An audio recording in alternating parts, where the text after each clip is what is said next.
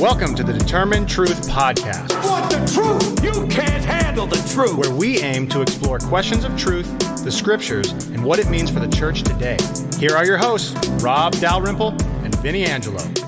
Hey everyone, welcome in. We are continuing through the book of Revelation. The last couple of weeks we talked about chapter 4, and we're in chapter 5 now. And this is continuing that throne room scene that we had talked about before. But now, while chapter 4 is focusing on the one who sits on the throne, which you would say is the Father, now we have a shift to Jesus. We have a shift to the Son, although he's not identified as that, right? Which will unfold. Yeah. I'm not sure why you didn't start off with anybody asking how I was doing, but I'm doing fine. Is it because you had such a bad fantasy draft the other night? No, I dominated that again. So championship, I guess. But no, I didn't want to bring it up in our last two interviews with our last 2 weeks with our guests on, but the episode before that, we ended with me singing and you mocking me and just ridiculing me. And it took me a while. I went to therapy and I got better and I'm almost ready to forgive you, but got it. Maybe by the end of the episode, I will be, but anyway. Reconciliation episode. Yeah. So chapter 5 is about Jesus. There you go. So let's start by reading chapter 5. Let's read verses 1 through 14, and then we'll get into this is the heart of the message of the book of Revelation. So. Then I saw on the right hand of him who was seated on the throne a scroll written within and on the back, sealed with 7 seals. And I saw a mighty angel proclaiming with a loud voice, "Who is worthy to open the scroll and break its seals?" And no one in heaven or on earth or under the earth was able to open the scroll or to look into it. And I began to weep loudly because no one was found worthy to open the scroll or to look into it.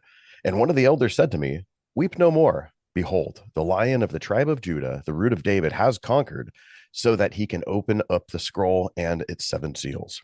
And between the throne and the 4 living creatures and among the elders, I saw a lamb standing as though it had been slain, with 7 horns and with 7 eyes, which are the 7 spirits of God sent out into all the earth. And he went and he took the scroll from the right hand of him who was seated on the throne. And when he had taken the scroll, the 4 living creatures and the 24 elders fell down before the Lamb, each holding a harp and golden bowls full of incense, which are the prayers of the saints. And they sang a new song, saying, "Worthy are you to take the scroll and to open its seal. For you were slain, and by your blood you ransomed people for God from every tribe and language and people and nation. And you have made them a kingdom and priests to our God, and they shall reign on the earth."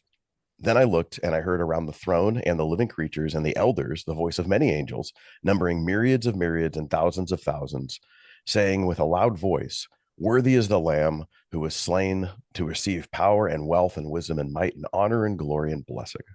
And I heard every creature in heaven and on earth and under the earth and in the sea and all that is in them saying, "To him who sits on the throne and to the Lamb be blessing and honor and glory and might forever and ever."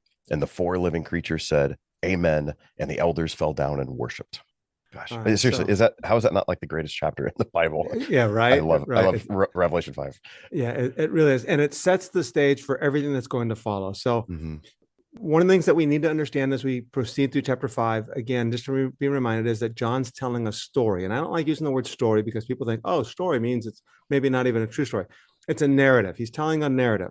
So chapter 4, God's sitting on a throne. Chapter 5, God's got a scroll in his right hand. Chapter 5, continuing, Jesus takes that scroll because he's worthy to open it. Chapter 6, Jesus begins to break the seals by which the scroll was closed. Okay, you can see this progress. Here's a story. No one's worthy to open the scroll. And, Jesus is worthy to open the scroll. And he takes the scroll and they begin to worship Jesus. And now he begins to open the scroll. Here's this narrative progression that's taking place. So it starts with a throne room scene. So there's 2 main things in this chapter. One, of course, is Jesus. He's receiving the worship that was given to the Father in chapter 4 is now given to Jesus. And then, of course, the scroll. And the importance of the scroll is going to be central to what we're going to be discussing here today. Yeah.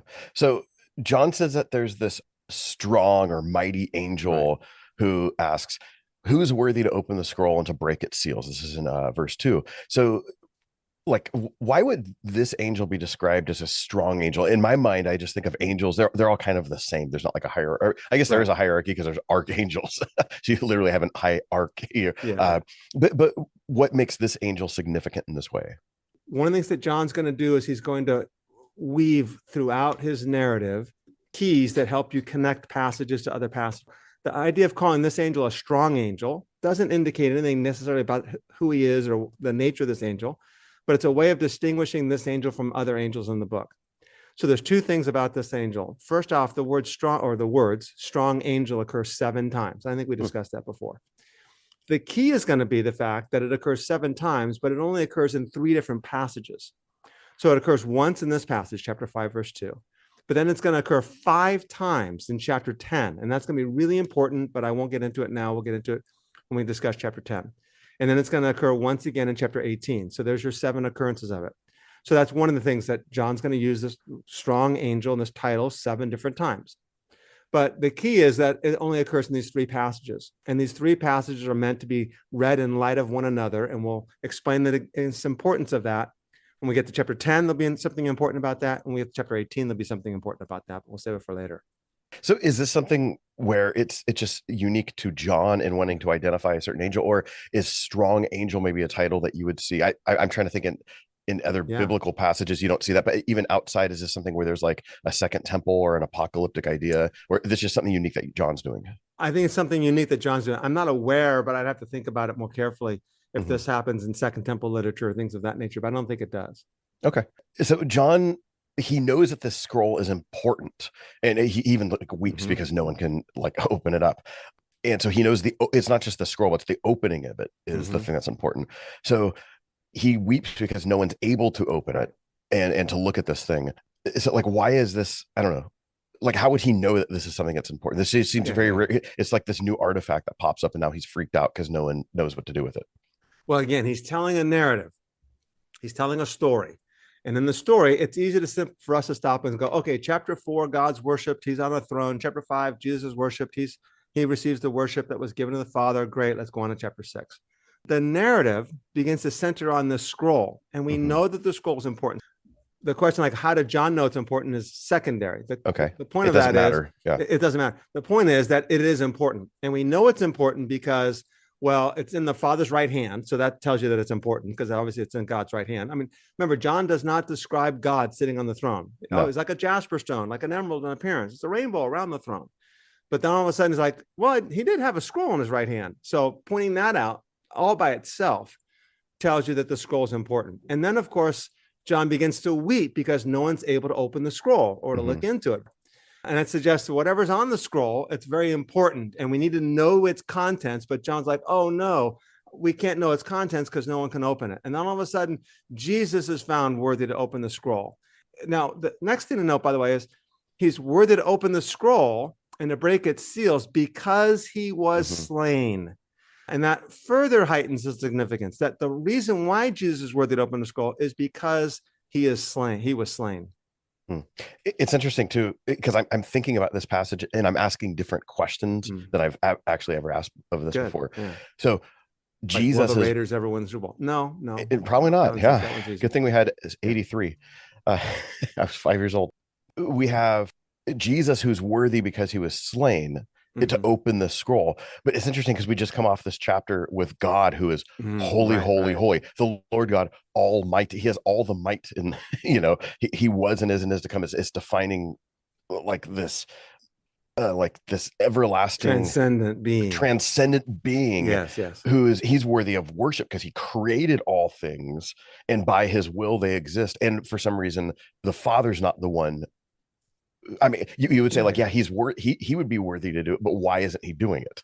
Well, I think it's an interesting question. I guess the answer to that question is the Father's not worthy to open the scroll because he made the rule that the one who's worthy to open the scroll is the one who was slain. Okay. Right? So in his transcendence, we would distinguish between the Father, Son, and the Spirit by saying, the Father's not even worthy to open it, because John's like, I looked everywhere and I couldn't find anyone worthy to open it. Well, it's in the Father's right hand. That implies that the Father's not worthy to open it, but that's because he made the rule saying the one who's going to be worthy to open this is going to be the one who was slain. Yeah.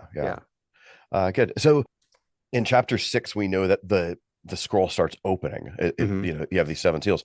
What do we suspect, though, maybe at this point is on the scroll? Or even, I don't know, we're not really told the contents of the scroll later. We just know that the seals are broken.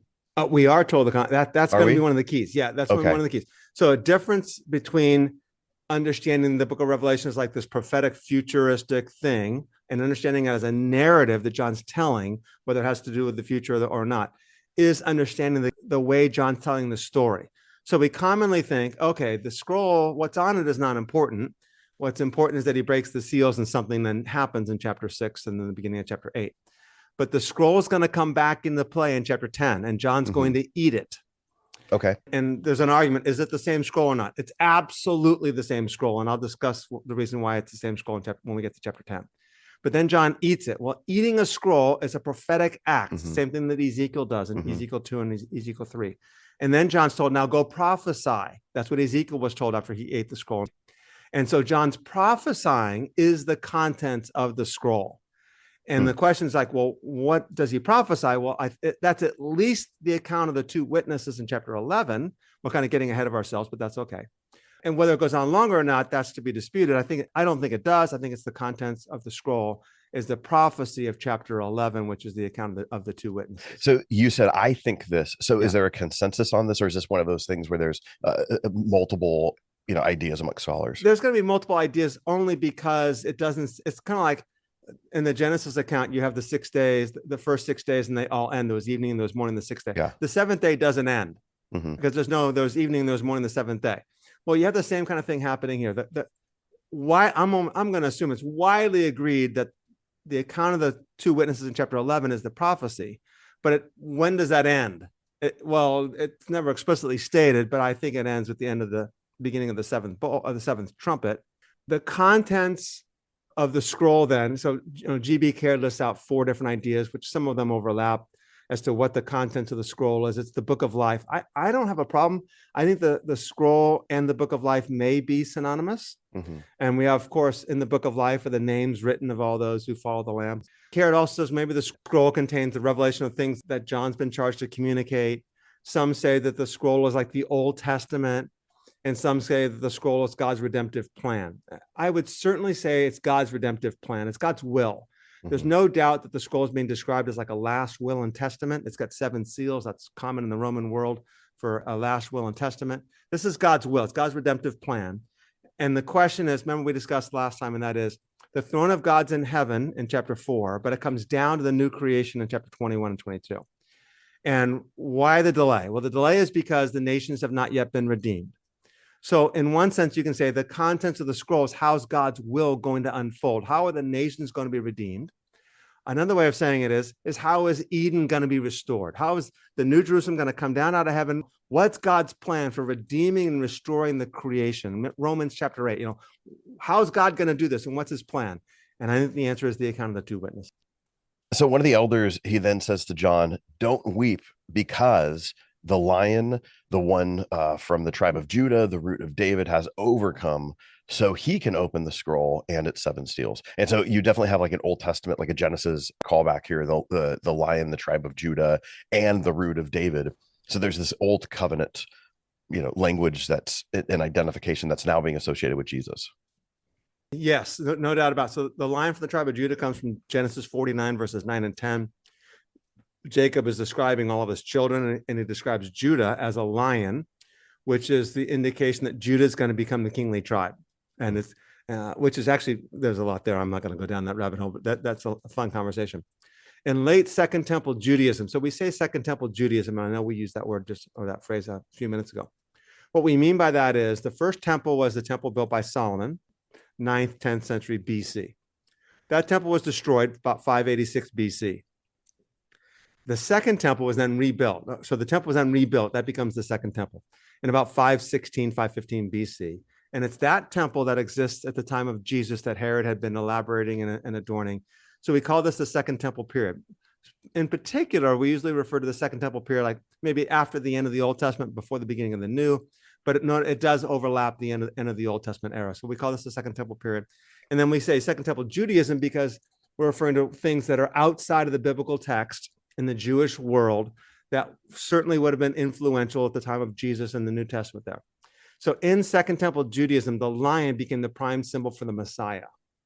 The lion from the tribe of Judah, he's the one who has overcome. Oh, awesome, great, this is great. Now that he's the root of David, of course, alludes to Isaiah chapter 11, verse 1 and verse 10. So together, the lion from the tribe of Judah and the root of David are just two ways of signifying that Jesus is the true king of Israel. Okay. the strange things that happen, and I think this Yes. oftentimes gets overlooked, and this is Yes. actually a theme that we'll probably see. I know we'll look at it again, like in chapter 7. John hears that there's going to be this lion, but he looks and he sees a lamb. Yes. And that's significant. I mean, in so many ways, in terms of contrast and whatnot. Yes, it's really important for a number of reasons, and you hit on it very well. The first is that this is the most explicit example of John hearing and seeing. Sometimes he sees and then he hears, but usually he hears something and then he sees something. But what he hears and what he sees don't appear to go together. They appear to even almost conflict or contrast. So he hears that a lion from the tribe of Judah is overcome. So he looks, and everyone's expecting he's going to see a lion, but he doesn't see a lion. He sees a lamb.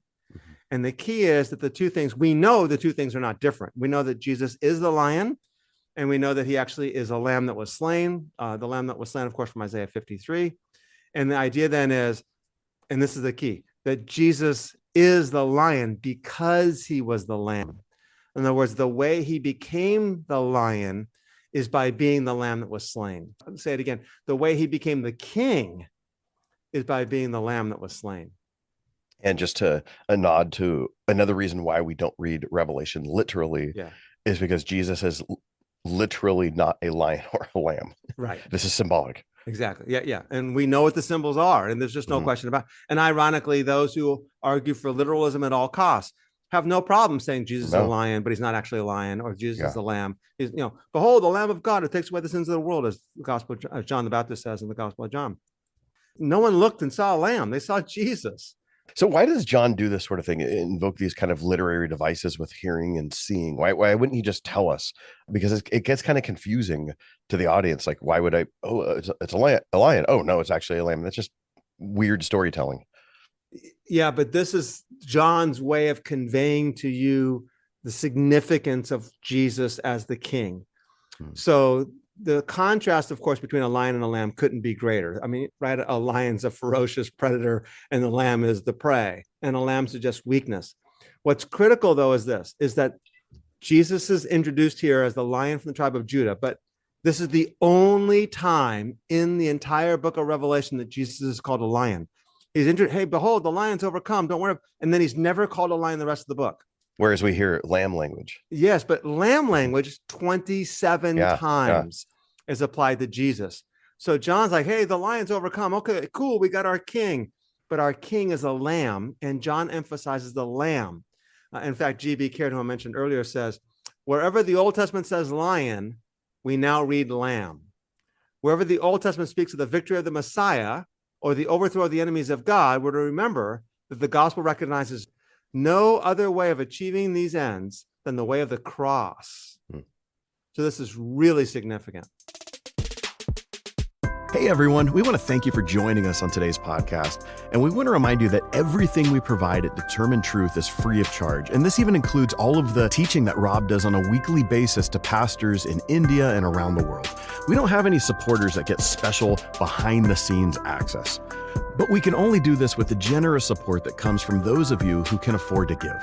So if you would prayerfully consider supporting us with anything from $5 a month or more, we will continue to work hard to challenge the church to be the church. To give, go to determinedtruth.com and click on the Give tab, or follow the link in the show notes.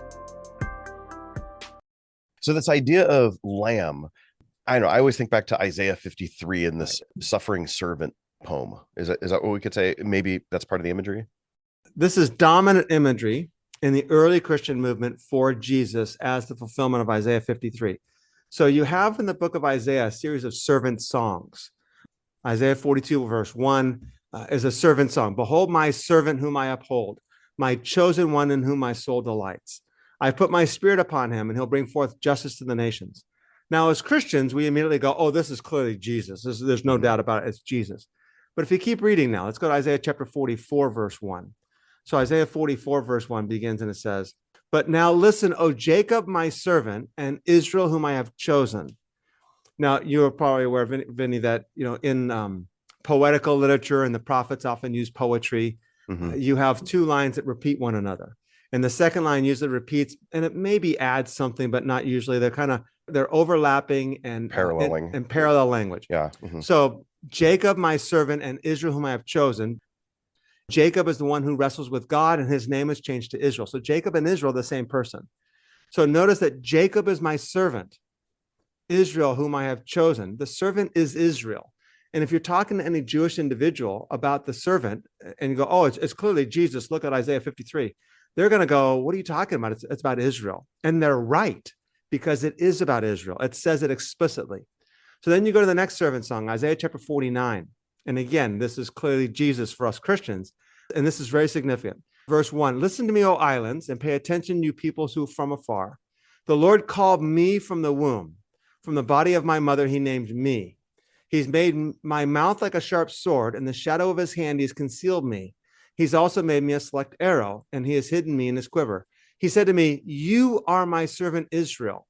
When it says you are my servant Israel, earlier in the book of Isaiah, the word you is always plural, referring to you, Israel, as a people, as the nation.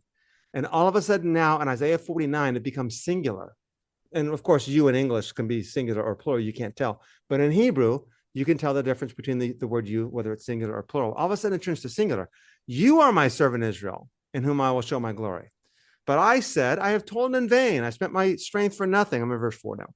And for vanity. Yet surely the justice due to me is with the Lord, and my reward is with my God. And now, says the Lord, who formed me from his womb to be his servant, to bring Jacob back to him, Jacob being Israel, so that Israel might be gathered to him. For I'm honored in the sight of the Lord, and my God is my strength.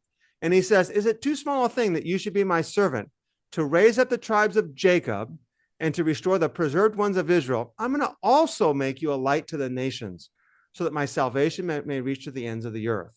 And of course, this is quoted by Simeon in the book of Gospel of Luke as applied to Jesus.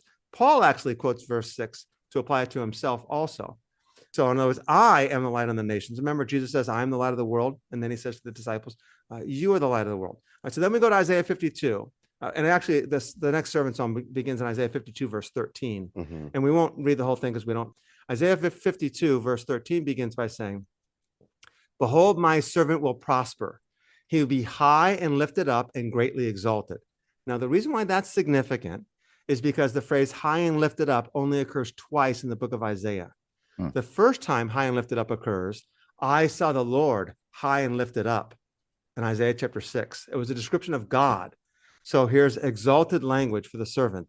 All right, but then he goes on to Isaiah 53 and verse 2. He grew up before him like a tender shoot. Verse 3, he was despised and forsaken of men, a man of sorrows and acquainted with grief. Verse 4, surely our griefs he himself bore, and our sorrows he carried.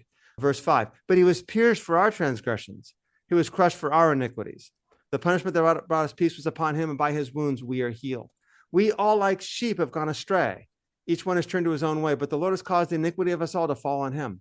He was oppressed and he was afflicted, yet he did not open his mouth. Like a lamb to the slaughter, and a sheep like that is silent before its shears, so he did not open his mouth. And it goes on, verse 9. He was assigned a grave with the wicked and with the rich man in his death, but he had done no violence, nor was any deceit in his mouth. So the whole idea of this servant passage is that the suffering of Israel, although it's become singular in chapter 49, is then manifested in the person of Jesus himself. Jesus takes on the suffering of Israel. And though he was pierced for our transgressions, and I think this is one of the things that I'm not sure how this would go for a modern debate with a Jewish reader, but no, the suffering servant here is not suffering for his own sins. It says he was crushed for our iniquities. Mm-hmm. The chastening for our well-being fell upon him, and by his scourging we are healed. And then it describes his suffering as a lamb. Then you go really quickly here to the book of Acts chapter 8. We have this interesting episode here. In Acts chapter 8, all of a sudden there's an Ethiopian eunuch, and he's driving in his carriage away from Jerusalem. Remember, Ethiopians have a heritage of being Jewish back to the Queen of Sheba in those days. So he was worshiping in Jerusalem. He's on his way back. And all of a sudden, verse 26 of Acts chapter 8 says, an angel of the Lord spoke to Philip saying, go south to the road that descends from Jerusalem to Gaza. And so he went, and there was an Ethiopian eunuch. Verse 29 says, then the Spirit said to Philip, go up and join this chariot. So Philip ran up, and he saw that he was reading the Isaiah the prophet. And Philip says in verse 30, do you understand what you're reading? And he said, well, how can I unless someone guides me? Then it says verse 32, the passage of scripture that he was reading was Isaiah 53. He was led as a sheep to slaughter, as a lamb before its shearers is silent, so he did not open his mouth. So verse 34, the eunuch said to Philip, please tell me, of whom does the prophet say this, of himself or of someone else? And then Philip opened his mouth in verse 35 and beginning from this scripture, he preached Jesus to him. So this becomes a central text of early Christianity as well, that Jesus is the lamb that was slain for the salvation of the world. So picking up on that idea of the lamb that was slain, it's interesting to, you look at the story of Jesus, and Jesus was slain. He literally died. Yes. And that's why he was literally resurrected. He didn't merely appear to die. What we see though in this description though, it's Jesus was a lamb as if it had been slain. It doesn't say that it was a slain lamb. That's an interesting distinction. Right. In fact, what did your translation say again on that? Yeah, I was in the ESV. I saw a lamb standing as though it had been slain. Right, So same kind of idea. Same idea. Yeah. New Revised Standard is going to say a lamb standing as if it had been saved. So same thing. Yeah. The reason why is because John sees a lamb that was killed, but it's standing there. In other words, it looked like it had been slain, but it's not dead. It's alive. So would this appear? Would this be like resurrection language? Exactly. Doubting Thomas, like, no, look at my hands. There's still wounds there. It's I was dead, and behold, I'm alive forevermore. Okay. From chapter 1, when Jesus appeared to John, it looked like it was dead. It looked like it had been killed, but it was standing there. This is really interesting because I think of lion, and even like this is totally anachronism. I'm reading into the text now, but I'm thinking of modern day works of something like Narnia, C.S. Lewis's stuff. And so you're thinking of like Aslan, of course, a lion who's going to be this mighty animal. I'm assuming that, they probably didn't call it the king of the jungle back then, but it probably had that same kind of idea. I don't know how many more animals are feared and revered than a lion. It would have the same kind of connotation there. Like when you're thinking lion.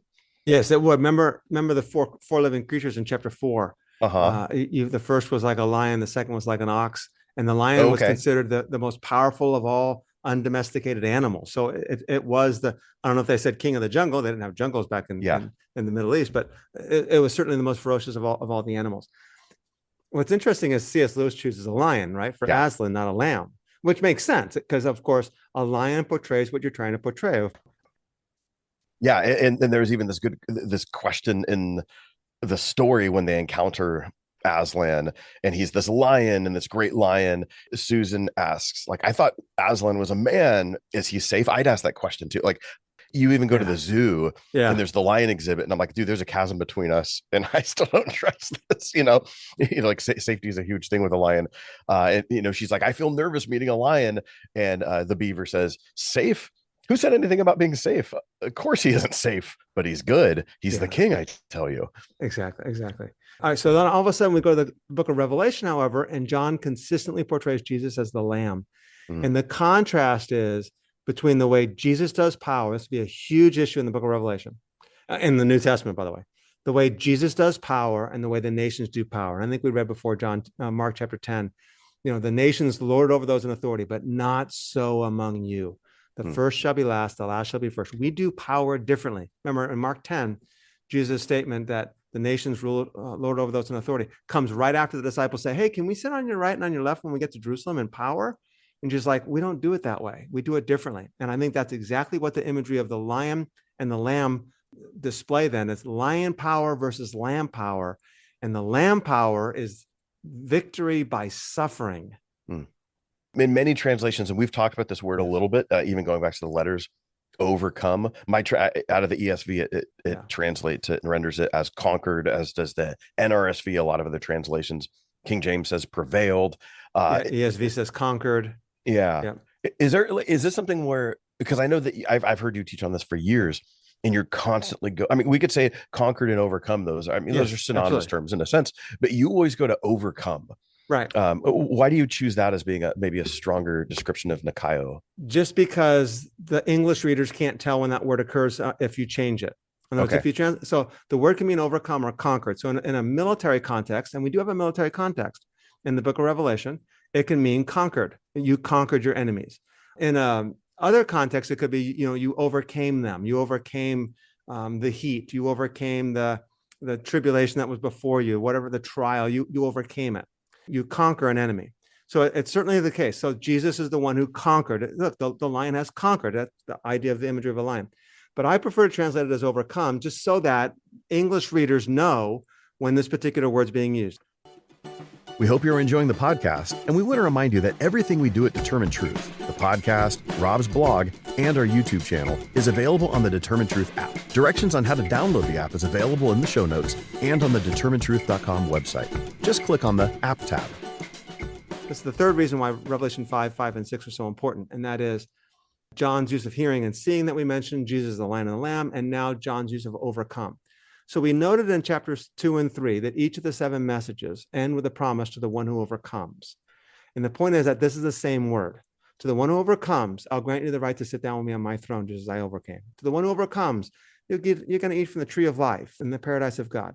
And the question we asked then was, what does it mean to overcome? And what does overcoming look like? And we now have our answers to what overcoming looks like. We don't have the answers to what it is that we're overcoming, but now we know that what overcoming looks like. And the answer is it looks like Jesus. He's the one who overcame.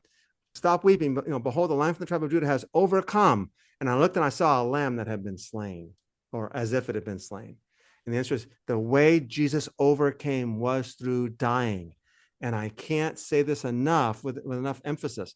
Throughout the New Testament, the way God's people overcome is through sacrificial love that ultimately or often ends in their death. It doesn't always end in the death. The writer of the book of Revelation was John the Apostle. He's not killed for the gospel, for Christianity. They try to, though. Well, tradition is that tradition they try to says, boil them in oil and all that good stuff. That right. The point, though, then is Jesus says in Matthew 24, the one who overcomes or the one who perseveres to the end will be saved. And overcoming is a key feature of what it means to be a follower of Jesus. And one more thought, and that is Mark chapter 8, verse 34 says, if anyone wants to be my disciple, let him take up his cross and follow me. And that's not like, oh, beautiful saying, Jesus. No, that's talking about literalism here. He means take up your cross and follow him, which might not actually literally be a cross, but you get the point. I'm always wondering too, it's you get college graduation from a Christian institution and their license plate frames, alumni from Christian college, Jeremiah 29:11. How come Mark 8:34 isn't that verse? Yeah. Right. Yeah. Okay. So you'd mentioned that third reason why it's critical for understanding the concept of that. Is there a fourth reason or other reasons? Or do we stop at 3 because that's a holy number? Yes. So I argued in chapter 1, where it says that John saw things that must soon take place. And the question is like, well, when are these things going to take place? And some say, well, that Jesus begins to open the 7 seals and break the 7 seals and some catastrophic thing happens on the earth. And that hasn't happened yet. So therefore, the breaking of the seals is something future. To which I'd say, the reason why Jesus is worthy to open the scroll is because he was slain. So if he's worthy to open the scroll, the moment he takes it because he was slain, is he somehow going to wait 2,000 years? Well, I just don't feel like it right now. Get back to me tomorrow. It's like, no, the scroll began to be opened when Jesus took it because he was worthy to open it. And so what I argued back in chapter 1 was that the key event in the book of Revelation is Jesus' death and resurrection. So in chapter 1, John sees Jesus and Jesus says, behold, I was dead, but I'm alive forevermore. And I have the keys of death and Hades. Therefore, don't fear.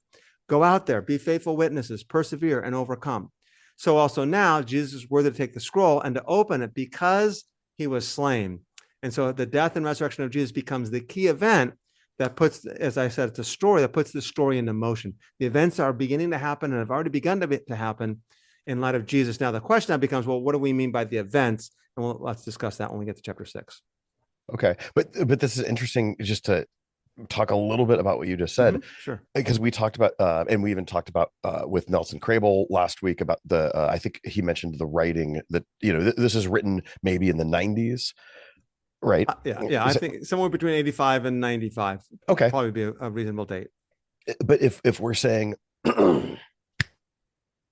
if we're saying that it was this Christ event that is being spoken about here, and it's like, why would we wait 2,000 years?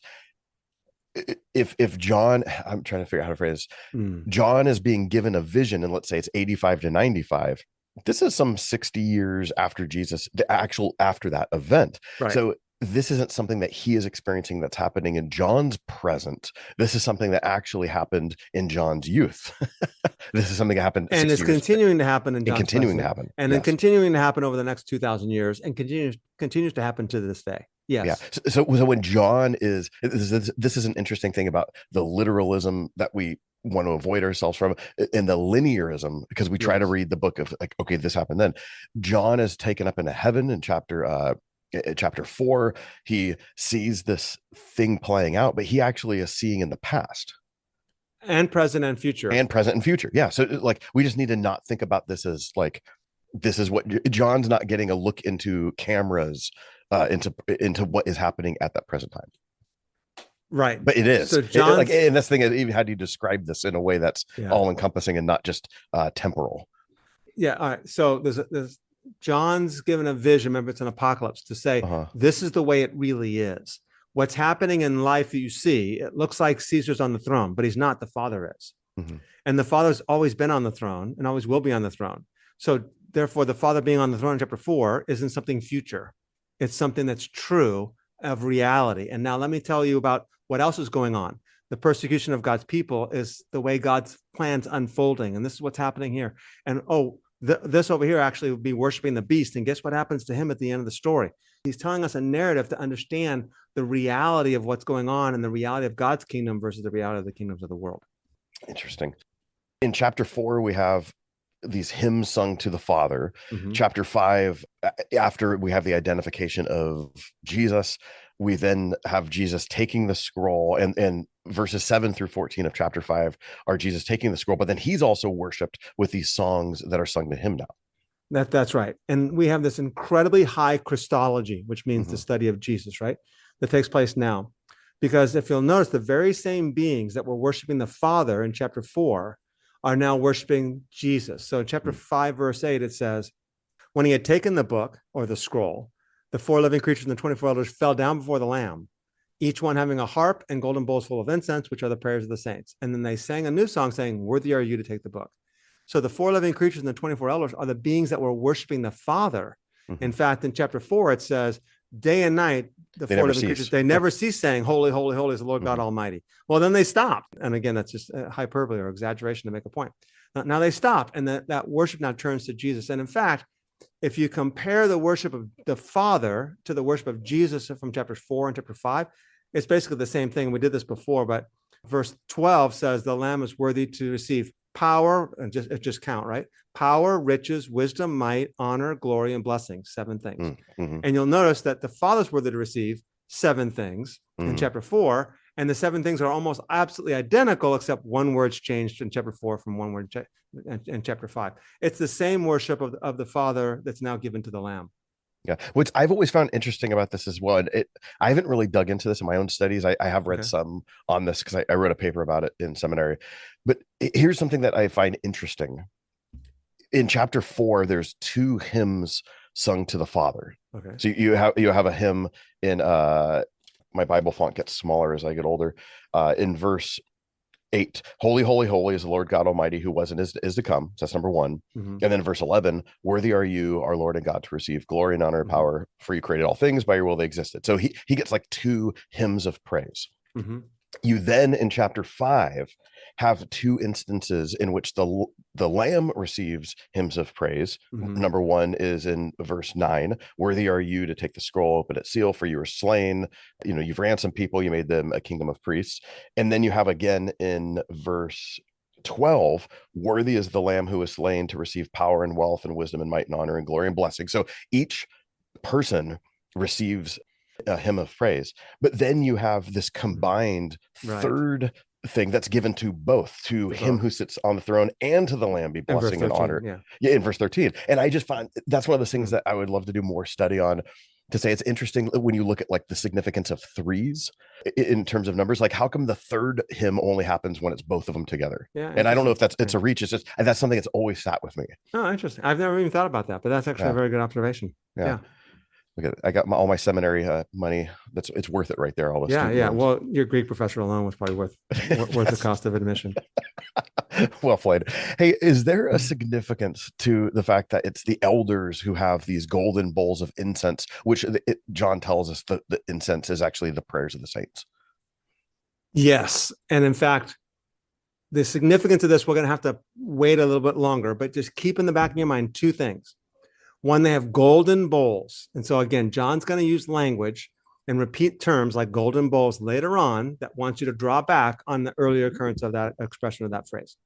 And secondly, the bowls contain the prayers of the saints. And we're not going to get into it now, but in depth, I believe that the prayers of the saints are going to be the cry in chapter 6 of the martyrs under the throne in the fifth seal saying, how long, O Lord, until you avenge our blood? That's God, the prayer of God's people. How long, O Lord, when are you going to bring justice to us and justice for us? And I think John will help us connect that. And this will be very significant for helping us understand what's going on with the seals and the trumpets and the bowls. Interesting. Side note, from a liturgy standpoint, when we look at our Roman Catholic and Orthodox friends, they'll oftentimes use incense I don't know the term of the holder that they swing around in their services. They'll do that. Is this where that imagery would be coming from? Yeah. Okay. Yeah. We're Baptists, so we don't do anything fun like that at all. Another identification is you have the 4 living creatures and the 24 elders singing a new song. For me, that comes back to like psalm language, because I think I remember like hearing that kind of like singing a new song there. Is this another element of going back to Old Testament imagery? Yeah. In fact, the first occurrence of new song is actually in the book of Exodus. Okay. So a new song represents a song sung after a military victory over one's enemies. The Israelites come through the Red Sea. They come out the other side, and Exodus chapter 15, verses 1 through 18, they sing a new song. It's also, of course, in the Psalms, but it means that we have a theme of holy war. And I want to be careful in saying this, a theme of holy war running through the book of Revelation. So Jesus is riding on a white horse in chapter 19. This is holy war imagery. It's imagery of Jesus being the general riding into a war. The key is going to be that Jesus and the people of God don't wage war the way the nations do. The nations are waging war with violence, but Jesus is the lamb. He's suffering violence. The 2 witnesses have a war against them in chapter 11, verse 7, but they die and then rise again. They suffer violence. The people of God do not inflict violence. When we think about war, though, especially in Revelation, that's where that ties into the idea of Armageddon, this great battle, the battle of the great dam of Armageddon, right? Is that where we would want to connect that? Yes, but don't think of Armageddon as like this one battle that takes place at the end of human history in the battlefields of Megiddo in northern Israel. Armageddon, or warfare, is actually, this entire book is a warfare text. Jesus is a holy warrior. God's people are holy warriors. That's why they're counted, 144,000. They're numbered because they're holy warriors. The great multitude sings a new song. They're those who have come through a military victory. But again, it's this war that's taking place back from the time of Jesus all the way through. Well, you can even go before the time of Jesus if you want. It's a war that's taking place by the act of the devil, by empowering the nations to wage war against God's people. So you can say that's Old Testament, Jesus, New Testament, and ultimately to the end. So you have this new song. It's sung by the 4 living creatures and the 24 elders. They exalt Christ, the Lamb, because he's worthy. It's this verse I read a few minutes ago, and it's not like, this is the beauty of the parallel construction. The Father is worthy to receive worship because he created all things. But now you have the Son, who he was the one who, because he was slain, he purchased for God by his blood people from all tribes and tongues and nations. So Jesus is involved in redeeming all the people who the Father created. Yes. And we've discussed this before, I believe, but this will come up at various times and we'll discuss it now. I don't believe in universalism. I don't believe that you do either. Unfortunately, it doesn't mean that every person from every nation is saved. There are people that still do not believe even at the end.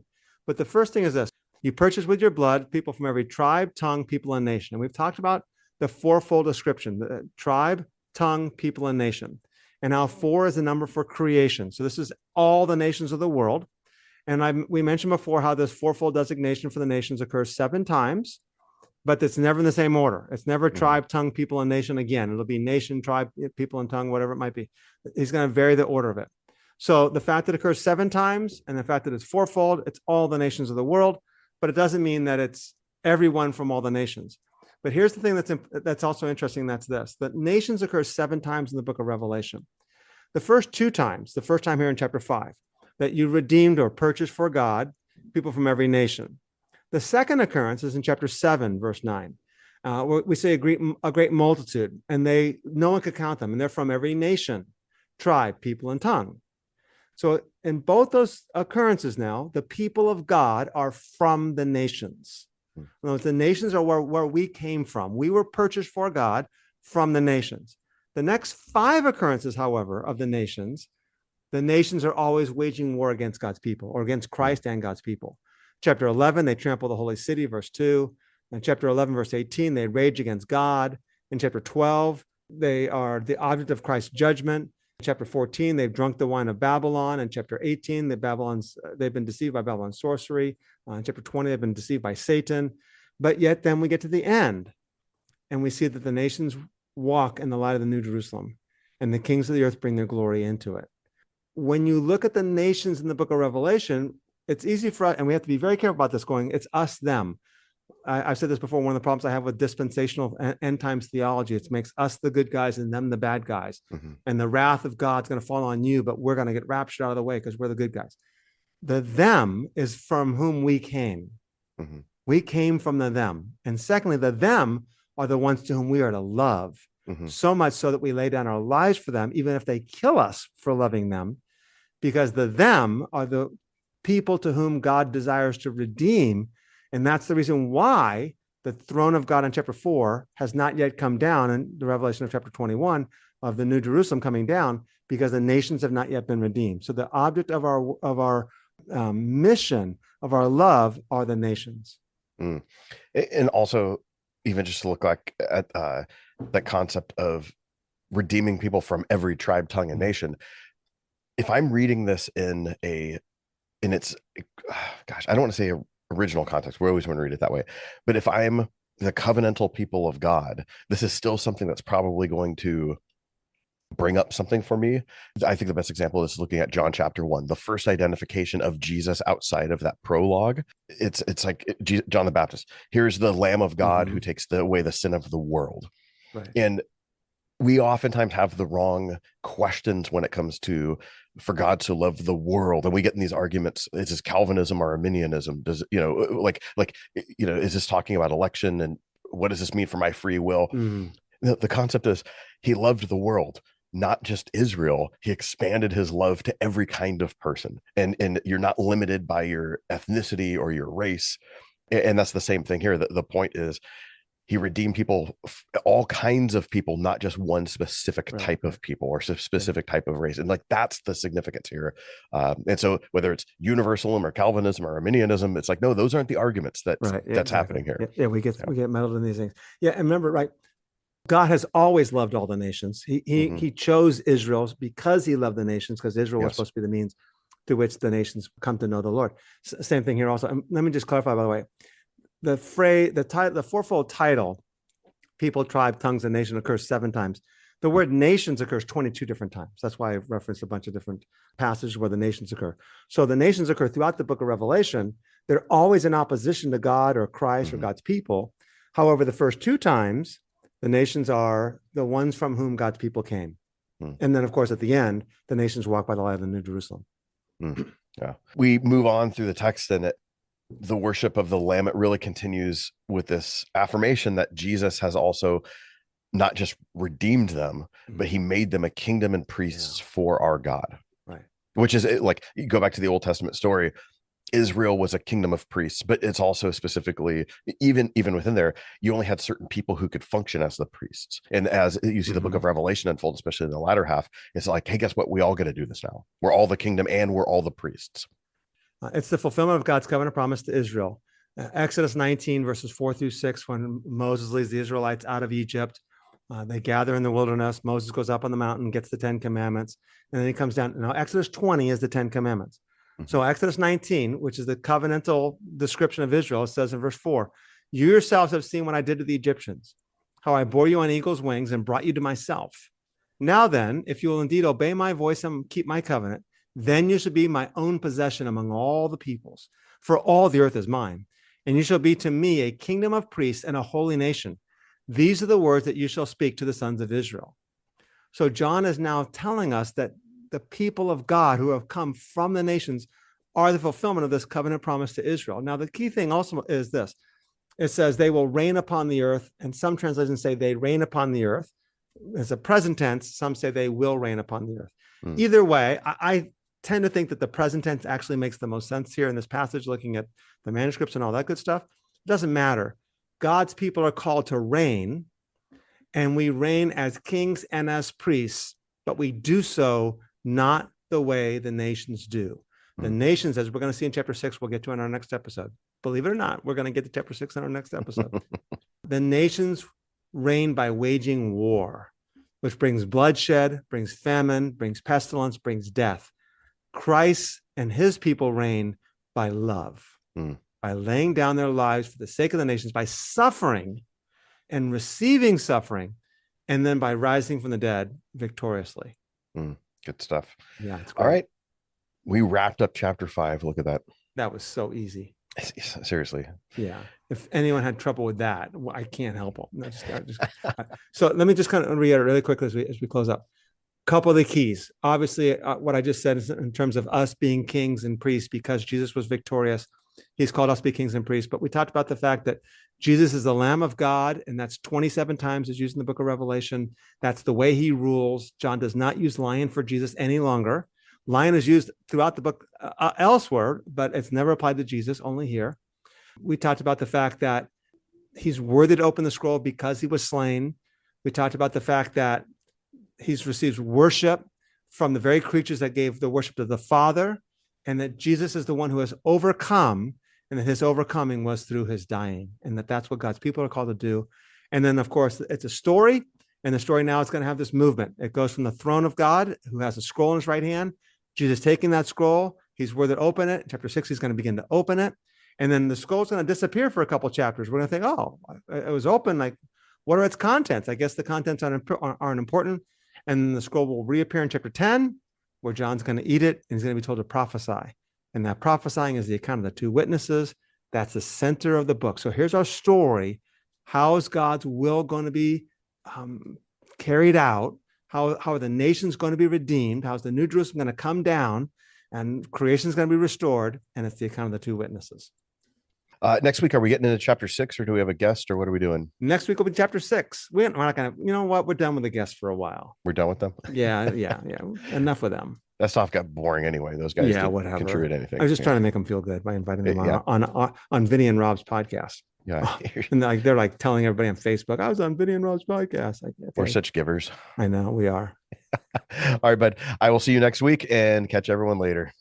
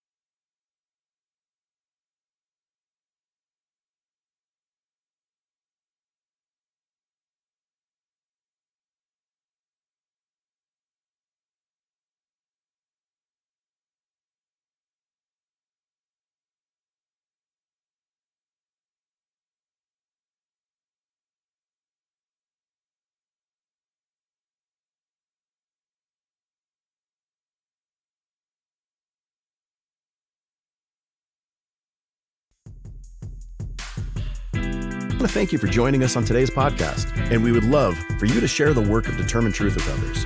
Please follow this podcast and give a review on iTunes, Spotify, or wherever you get your podcasts. Your review will go a long way towards helping others find this podcast.